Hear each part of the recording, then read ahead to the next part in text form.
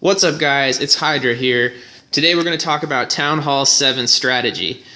One of the things we're going to go over is what attacks you'll have to defend against, and then we'll move on to what your base should look like. So the first attack is the most obvious one, of course, dragons. And there's really no way to defend against dragons as long as the person using them isn't mentally challenged. The best thing you can do to try to defend against dragons is max out your air Ds, keep them near the center of your base, and protect them with your storages the way I have mine protected. The storages will really slow the dragons down and give the air Ds extra time to take out dragons as fast as possible. Unfortunately, like we said before, it's pretty difficult to defend against dragons at Town Hall 7. The second attack you're going to have to defend against is the giant healer strategy. It's pretty simple. You put down a bunch of giants, and then a healer is behind them to try to help them stay alive while they bash their way through your base. The way to best defend against this is, again, keep your air Ds near the center so that they can't take them out quickly, and the giants will have to fight their way into the base to get them before the healers will be safe. The second best thing you can do is have a forced trap design.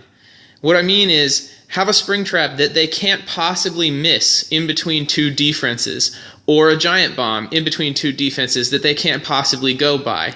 These forced trap designs are really good at taking out giants and hogs very quickly. If you think about the pathing of how these go from one defense to another, you'll be able to place the traps effectively and take out giants and hogs fast. The third attack you'll have to defend against is a bunch of giants, spammed archers and barbarians, and hogs in the clan castle. The hogs in the clan castle are obviously the most important part of this equation, and what you want to do, again, is use the forced pathing designs. You force the hogs to go in between two defenses, they run over a spring trap, and they're gone instantly. You don't have to worry about them anymore. Now, some basic design things that you want to keep in mind when you're making a Town Hall 7 base is to keep your splash damage centered, but also spread. So what I like to do is triangulate my mortars. See how they're triangulated around the town hall? This keeps the town hall as protected as possible.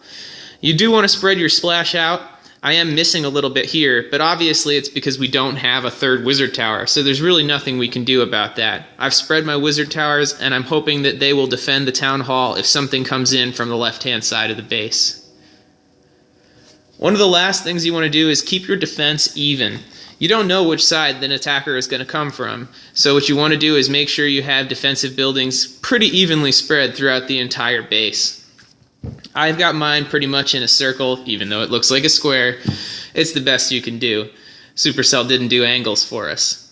The last thing you can do is hope that they'll run out of time by placing a few extra buildings out around the edges of the freaking base. I've got some huts and even an elixir collector and a barracks out there. It's just out there in case somebody runs out of time, which is less and less likely now that the update added 30 seconds. The final thing you want to keep in mind is what I call cell-based design. Cell-based design means a bunch of defenses in very small compartments, maybe only one or two defenses per compartment. This leaves a lot of small walls for the giants to have to bash through, so someone using giants will get slowed down significantly by this design. So now that we've talked about all the general design topics regarding Town Hall 7, we're going to take a look at Tickle's base.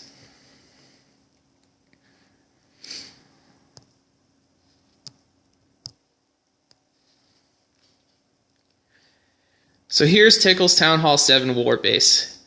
Now you can see he has a cell design, which I like a lot. It will slow down those giants. However, he doesn't have any forced traps. These traps are sort of placed randomly throughout the base, and random traps, while they might get something every once in a while, they're not normally going to pick off giants or hogs very well. The third thing that I don't like very much is that he's triangulated his mortars, but I'm not sure what he triangulated them around. Apparently Tickle really loves this air defense. Hey, you never know, maybe that air defense will take out all the dragons. He does have a perfectly circular base though, and I like that a lot. Although I would have relocated things like the dark elixir storage and the elixir storage, which have high health and high hit points, and I would have put them closer to more important defenses. That way if something tries to go past them like a dragon, or a bunch of archers and barbarians, they'll get caught up on the storage and waste a lot of time, allowing this mortar to waste them. Overall, a pretty good base. He does have some builder huts in the corners, he has the cell design going for him, and his splash damage is pretty well spread out, although I would prefer it were triangulated around the town hall. Good job, Tickle, and good luck this war.